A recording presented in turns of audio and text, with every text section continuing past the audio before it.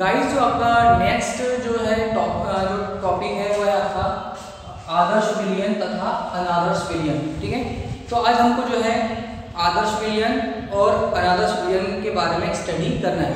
अब आदर्श विलयन क्या होते हैं और अनादर्श विलयन क्या होते हैं, आओ देखें। हम बात कर रहे हैं सबसे पहले आदर्श विलयन की। ठीक है, तो बोलते हैं आइडियल सॉल्यूशन। आइडियल सॉल्यूशन क्या कहते हैं इसे? आइडियल सॉल्यूशन कहते हैं। अब ये कह रहा है कि ऐसा विलयन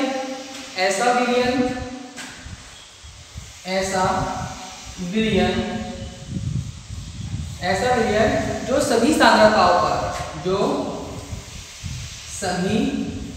सांद्रताओं तथा सभी ताप पर राउल के नियम का पालन करता हूं। ठीक है, मीन्स यहाँ पर यह है कि ऐसा विलयन जो सभी सांद्रताओं पर, जो सभी कंसंट्रेशन होता है, और कंसंट्रेशन और ऑल क्या है टेम्परेचर पर क्या करे, राउल के नियम का पालन करे। तो ऐसे विलयन क्या कहलाते हैं? ऐसे विलयन कहलाते हैं आदर्श विलयन कहलाते हैं। मतलब जिसके बनने पर मीन्स यहाँ पर यह है PA, हम बात करें यहाँ पर वाष्प दाब किसी कंपोनेंट का किसी विलयन में उपस्थित किसी घटक का वाष्प दाब उसके P0A और XA। ठीक है, मतलब किसी विलयन में उपस्थित किसी घटक का वाष्प दाब उसके प्योर वाष्प दाब तथा उसके जो है मोल प्रभाज के क्या होता है, गुणन होता है। क्या होता है? उसका गुणन होता है। ठीक है, मीन्स यहाँ पर यह है कि जो है वाष्प दाब किसका है, ये किसी भी घटक A का। ठीक है, हो सकता है कि विलायक का वाष्प दाब हो। ठीक है, और विलायक का वाष्प दाब जो है उसके शुद्ध वाष्प दाब तथा मोल प्रभाज का क्या होता है, गुणन होता है। ठीक है, हो सकता है कि PB, ठीक है, घटक PB जो विलयन में उपस्थित है उसका वाष्प दाब जो शुद्ध विलायक के वाष्प दाब तथा मोल प्रभाज का क्या होता है, उसका गुणन होता है। ठीक है, और डेल्टा H, ठीक है, परिवर्तन, एंथैल्पी परिवर्तन, ठीक है, मिक्सिंग।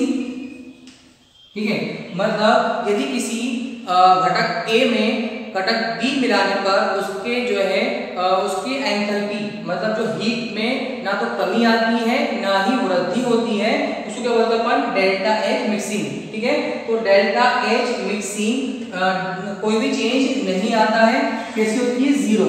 ठीक है, तो एंथैल्पी परिवर्तन कैसा होता है? नॉट इक्वल होता है जीरो के, क्या होता है? बराबर होता है। मतलब यहाँ पर यह यदि हमने किसी विलायक के अंदर विलय को मिलाया है तो उसमें ना तो एंथैल्पी मतलब ऊष्मा ना तो उत्पन्न होगी और ना ही उसके अंदर जाएगी, बैठेगी उसके अंदर। ठीक है, तो उसको क्या बोलेंगे अपन? जीरो। और डेल H मिक्सिंग जीरो। ठीक है, मतलब हमने कंपोनेंट A और कंपोनेंट B को आपस में मिलाया है तो उसके आयतन में कोई भी परिवर्तन नहीं होगा। जितना आयतन पहले था उतना आयतन बाद में है, मतलब उसके आयतन में कोई भी परिवर्तन नहीं होगा। तो ये आइडियल सॉल्यूशन के 3 पॉइंट है। मीन्स यहाँ पर यह है कि ऐसा विलयन जो सभी सांद्रताओं पर और ताप पर राउल के नियम का पालन करेगा और जिसके बनने पर जो है क्या होगा, परिवर्तन, कुछ भी परिवर्तन नहीं आएगा, तो ऐसा विलयन आदर्श विलयन कहलाएगा। ठीक है, जिसके बनने पर जो है कोई भी परिवर्तन ना हो, मतलब ऊष्मा में ना ऊष्माक्षेपी हो या ना ही ऊष्माशोषी हो। ठीक है, तो delta H mixing equal zero. ठीक है, कोई परिवर्तन नहीं आया उसके आयतन के अंदर, यहाँ पर V आएगा, इसके आयतन में भी कोई परिवर्तन नहीं आएगा। ठीक है, तो बोल सकते हैं एंथैल्पी है ना, एंथैल्पी परिवर्तन और आयतन परिवर्तन डेल्टा H को जो है क्या बोला जाता है? एंथैल्पी परिवर्तन, और डेल्टा V को जो है आयतन परिवर्तन कहा जाता है। मतलब इनके बनने पर कोई भी परिवर्तन ना हो तो ऐसे विलयन क्या कहलाते हैं? आदर्श विलयन कहलाते हैं। अंडरस्टूड? तो एग्जांपल ले सकते हैं अपन यहाँ पर क्लोरोबेंजीन, एग्जांपल ले रहे हैं अपन यहाँ पर क्लोरोबेंजीन प्लस और ब्रोमोबेंजीन, ठीक है। एग्जांपल ये है कि क्लोरोबेंजीन और ब्रोमोबेंजीन कैसे हैं, आदर्श विलयन हो सकते हैं, है ना, क्या हो सकते हैं, आदर्श विलयन हो सकते हैं। और बेंजीन तथा टोल्यूइन कैसे हैं, ये भी आदर्श विलयन हो सकते हैं, जो लगभग समान होते हैं, ठीक है।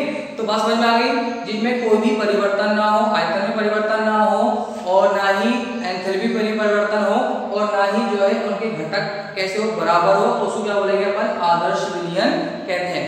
अब इसी का जो है उल्टा क्या होता है, यदि हम बात करेंगे यहाँ पर नॉन आइडियल, ये तो आइडियल था, नॉन आइडियल, ठीक है।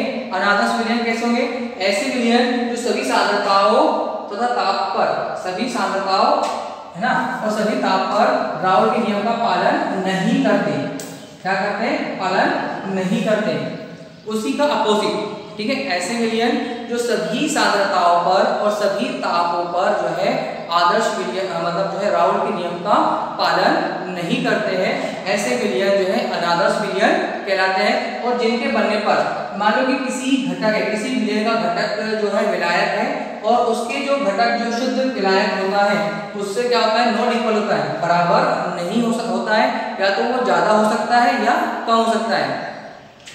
किसी घटक विलयन घटक बी, ठीक है, और उसके जो है शुद्ध घटक बी वाष्प दाब और मोल प्रभाव के क्या होता है, बराबर नहीं होता, नॉट इक्वल, या तो वो ज्यादा हो सकता है या तो वो कम हो सकता है, ठीक है। और जिनके एंथैल्पी बनने पर, ठीक है, या तो ऊष्मा में वृद्धि हो जाएगी या ऊष्मा में कमी आएगी, तो नॉट इक्वल जीरो होगा ये, ठीक है। और डेल्टा बी मिक्सिंग जो है वो भी क्या होगा, आयतन में परिवर्तन आएगा। यदि हमने दो घटक मिलाए हैं तो या तो उसका आयतन बढ़ जाएगा या आयतन उसका घट जाएगा। इसका मतलब यहाँ पर यह है कि ऐसे विलयन जो सभी सांद्रताओं पर और सभी तापों पर राउल के नियम का पालन नहीं करते हैं और जिनके बनने पर एंथैल्पी में परिवर्तन आता है और आयतन में भी परिवर्तन आता है, तो ऐसे विलयन अनादर्श विलयन कहलाते हैं। अंडरस्टूड।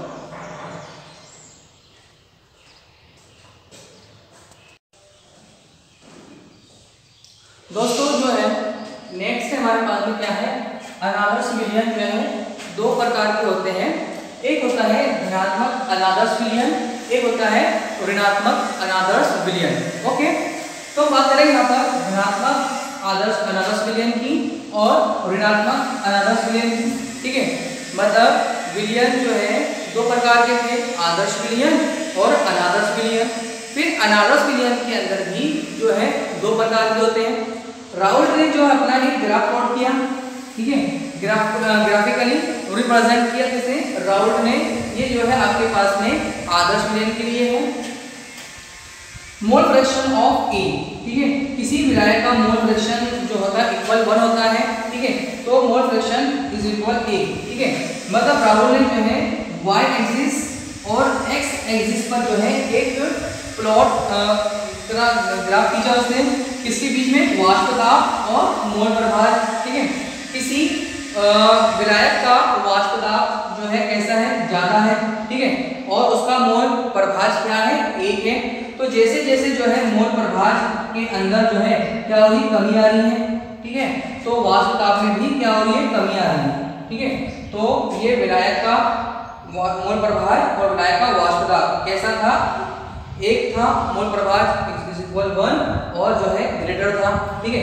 जैसे ही हमने क्या करा है इसके अंदर, इस समय जब विलय के मोल प्रभाज नहीं था, जब विलय का मोल प्रभाज नहीं था, सिर्फ सिंगल क्या था, विलायक, शुद्ध विलायक का वाष्प दाब इतना था और उसका मोल प्रभाज 1 था। लेकिन जैसे ही हम कंपोनेंट उसके अंदर बी मिलाते हैं, मतलब विलय मिलाते हैं, तो धीरे धीरे क्या होता है, हम जाते हैं तो मोल प्रभाज क्या हो रहा है, इसका विलायक का 0 हो रहा है और जो है वाष्प दाब की क्या हो रहा है, कमी आ रही है।